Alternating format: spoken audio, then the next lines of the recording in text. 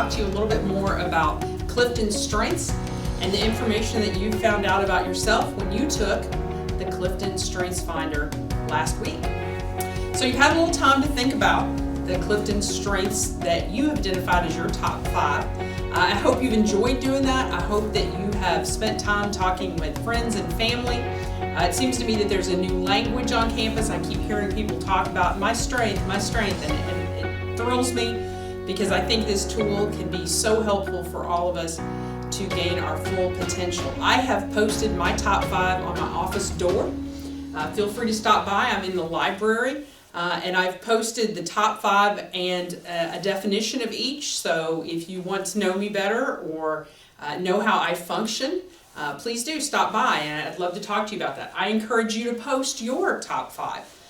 Faculty, I encourage you to put them on your door where students can look at them. Students, I encourage you to put them on your residence hall doors or on your computer, somewhere where other people can look at those and better understand you and your natural talents and abilities. Many of you probably have looked at this top 5 and said, okay, that's interesting, and I'm finished with it. But I'm here to tell you that the report, the learning about your top 5 is just really the starting point on this journey. And we are going to continue to focus on these and to look at your natural talents and strengths and to develop those. I want to use an example of if I was standing here and I was drinking a little bit and suddenly I spilled my drink on me. Different people in your class would view that differently. Some people might jump up right away to help me. Some people might go get paper towels.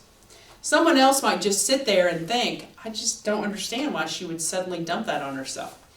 You are seeing the same situation through different lenses based on your strengths. Okay? So it's something to think about when someone is irritating or someone does something you don't understand. If you understand their strengths, you're going to be able to analyze their behavior and work with them in a better way. I have done this with my own family, and I think it has really helped us all. 1, be proud of our strengths, and 2, understand the other person and where they may be coming from. Okay? So if you have the opportunity to have your family members take strengths, it's a great exercise and it can strengthen your team, and in that case, the team being your family. Today, I would like to talk to you about how we're going to use your strengths. And I'm going to use a pretty simple concept that's called name it, claim it, and aim it. Okay. And so naming it means understanding how the strengths show up for you. Okay, seeing the patterns of thoughts and feelings and behaviors in your life. And I'm going to use a personal example, and that is that my number 1 strength is something called input. And people who are strong in input are innately curious, okay, want to know more about everything.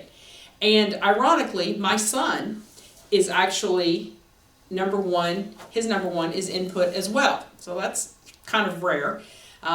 But you see it totally differently in each of us. So although we're both very curious and curious from childhood on, I see input in him in that he likes to collect things. He likes to collect a certain type of book. When he was a little boy, he liked to collect Pokemon cards. Okay, he likes to collect certain films. There are different games that he likes to collect. Okay. I'm input, but that's not me at all.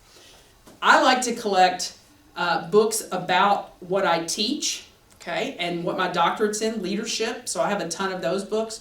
But I like to collect ideas and resources. So I'm the kind of person that if we had a conversation about something and then the next day I saw an article about it, I would send you that article, okay? So I'm collecting information and resources, and I'm so excited to share that with you.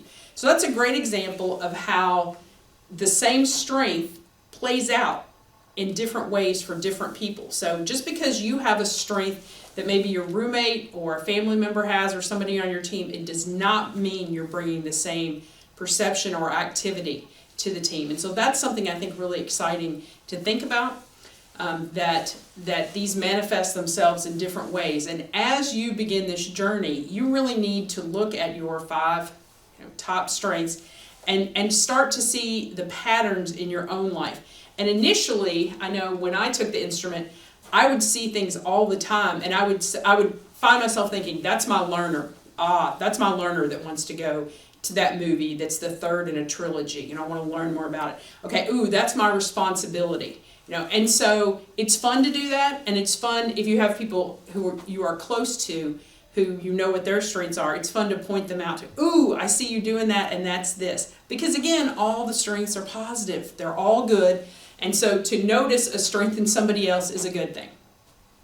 So naming it is really the first step. Now, I want to stop and say that this is not a linear process. This is a cyclical process. So even though you are naming your top 5 now, you will come back to them many times. This is not the only time that you will look at the patterns in your behavior and your thoughts and your feelings. You'll come back to this time and time again. Okay, but the first step is to name it. We've got to own it. These are my top 5 strengths. The second part is claiming it. Claiming it is when you have an awareness and an appreciation of your strengths. Now, when I first took the instrument, my strengths are, I thought, kind of geeky. I like to learn. I like to think about things. I like to collect ideas and resources. And to me, that didn't seem very exciting. I looked at some of the other people's strength and I thought, I'd love to have that. As I've grown and matured, I've realized that my strengths are natural to me and I can develop them and be outstanding in them, and that they're good things. They help me in my career all the time. If I'm on a team and we need to do some research, people are going to say, let's let Shane do that. If we're going to need to get things started and somebody to be responsible, let's let Shane do that. And so there's a part of claiming your strengths and realizing these are great and I'm excited to have them, and learning to control them. Okay, so that sounds kind of funny. Like, this is a natural talent I have. Why would I need to control it? Well, part of my input is that I have tons of new ideas all the time.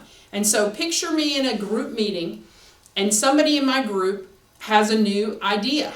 I'm going to be excited about their idea. But then when they finish talking about their new idea, I may now have several more ideas. And so let's say I start sharing those. Well, that could work in the group. The group could say, yes, everybody toss out their ideas. But what if that one person brought their idea and now it feels to them like I've taken over, I'm dominating, I don't value their one idea, I'm one-upping them with my 5 ideas. See how it could overwhelm somebody? And so you want to learn to control your strengths, okay? And you want to use them obviously for good, and you want to use them to do the good work you want to do or to build the relationships you want to build. But you really do have to control them and learn how they can end up being weaknesses or problematic in your life. Lastly, I want to talk about aiming it. Aiming it is about taking responsibility for your strengths. It's about saying, you know what, every day I want to be stronger in a certain strength, and so I'm going to work on it. I would use this example with our student athletes, half our student population. Many of you have huge natural talent, but what if you didn't develop it? What if you didn't go to practice? What if you hadn't been playing for years to be stronger? What if you realized as a 7-year-old you had a certain skill in hitting or running or serving, and then you did nothing with it? Well, it would still be a natural talent, but it sure wouldn't be getting stronger. And so part of aiming it is that we want to continuously work on these top 5 so that we can be even stronger. And a strategy I use is I try to focus on a different one every day. Now, they crop up during the day, obviously, but I try to start out every day thinking about, you know what, today I'm really going to bring this strength. Today I'm going to give myself time to do a lot of reading about a project I'm working on. I'm really going to bring my learner today, and I'm going to strengthen it. Okay, and so we're practicing. We're practicing our strengths so that we can be stronger in them.